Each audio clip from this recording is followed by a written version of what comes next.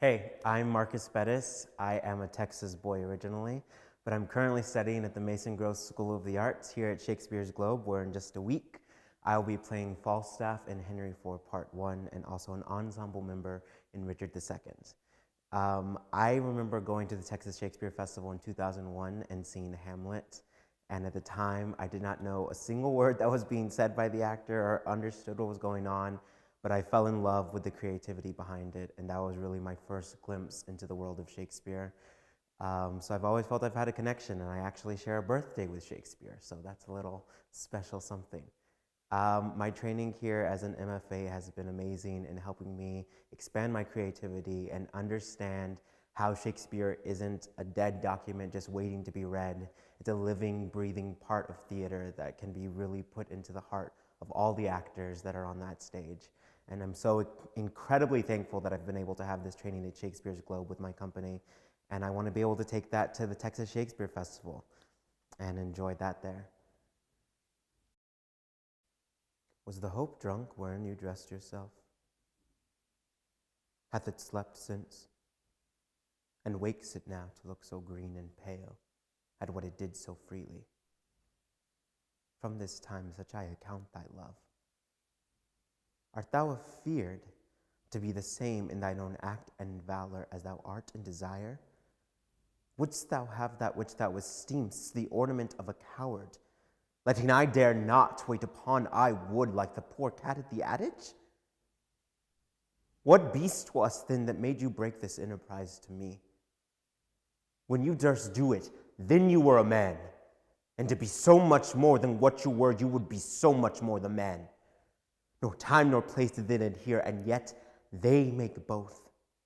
They have made themselves, and their fitness now does unmake you. I have given suck. Know how tender 'tis to love the babe which milks me. I would, while it was staring in my face, have plucked my nipples from his boneless gums and dashed the brains out, had I so sworn as you have done to this.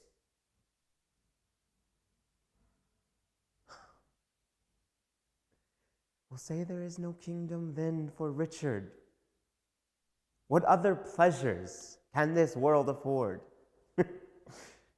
I'll make my heaven in a lady's lap and deck my body in gay ornaments. And witch sweet ladies with my words and looks. Oh, miserable thought, and more unlikely than to accomplish 20 golden crowns.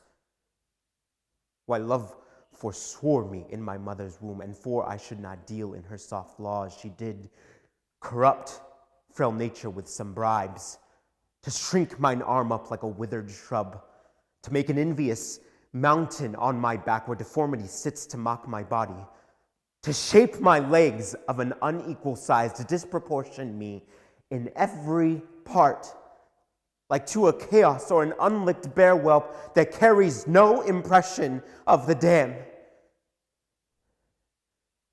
And am I then a man to be beloved? Oh, monstrous fault to harbor such a thought.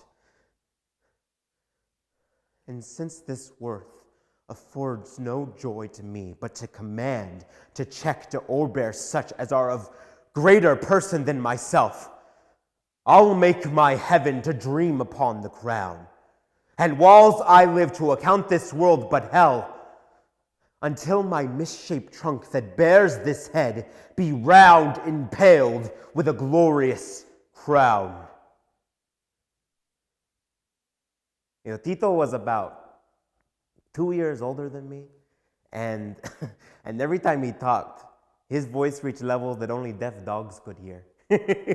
and every time he walked down his streets, his hips went from side to side in a way that not even Salma Hayek could match. and every time he came across a group of high testosterone macho motherfuckers like us, Tito was a victim. Hey. ¿Qué onda, Otito, ah? ¿A dónde vas, güey? Maricón. Maricón. Mira lo que tengo para ti, cabrón. Excuse me? Oh, no, no, no, no, no, no, no, no, no. Mi nombre es Tito, no es Tito. Y segundo lugar, you have nothing to offer me. Because the last time you went to go see my cousin Cecilia, you paid me a little visit. And I do mean little, because let me tell you something. What you have there between your legs doesn't even satisfy the pigs that you fuck.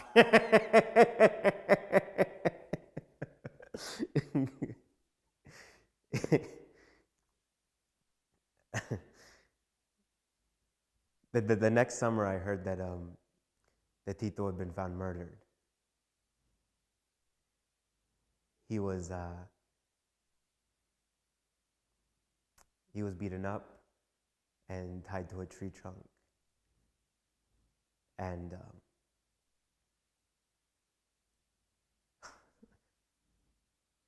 say ocupado.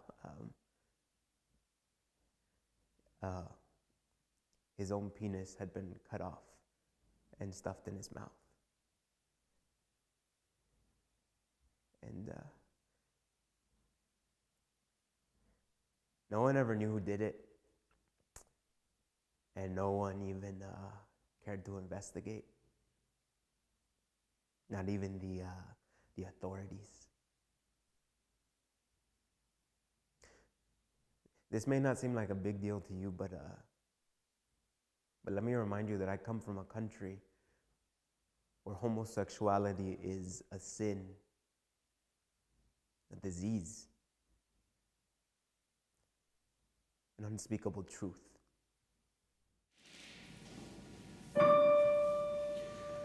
Overhead,